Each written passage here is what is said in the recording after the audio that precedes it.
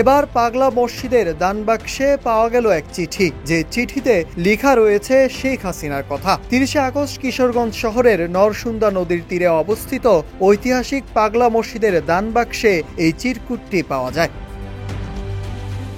শেখ হাসিনার কথা উল্লেখ করা চিরকুটে লেখা রয়েছে, শেখ হাসিনা আসবে, বাংলাদেশ হাসবে। শেখ হাসিনা বীরের বেশে আসবে ফিরে বাংলাদেশে। জয় বাংলা, জয় বঙ্গবন্ধু।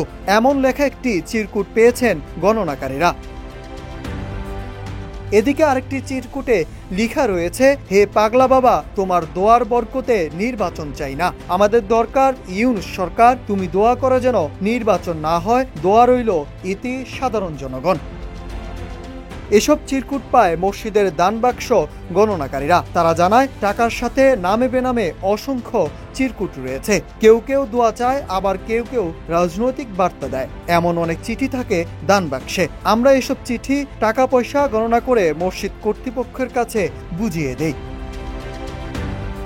প্রতি 4 মাস 18 দিন পর পর পাগলা মসজিদের দানবাক্সগুলো খোলা হয়। গেল বছরের 12 এপ্রিল পাগলা মসজিদের দানবাক্স থেকে পাওয়া যায় যা রেকর্ড হিসাবে 9,17,80,687 টাকা। এছাড়াও পাওয়া গিয়েছিল বিপুল পরিমাণ বৈদেশিক মুদ্রা ও স্বর্ণ অলংকার। দানবাক্স খোলার সময় উপস্থিত ছিলেন কিশোরগঞ্জ জেলা প্রশাসক ও পাগলা মসজিদ পরিচালনা কমিটির সভাপতি ফৌজিয়া খান। এ সময় বিপুল সংখ্যক সেনাবাহিনী, পুলিশ ও আনসার সদস্য মসজিদ এলাকায় নিরাপত্তা দায়িত্ব পালন করেন। Nahid Hasan, news desk, Ittefaq.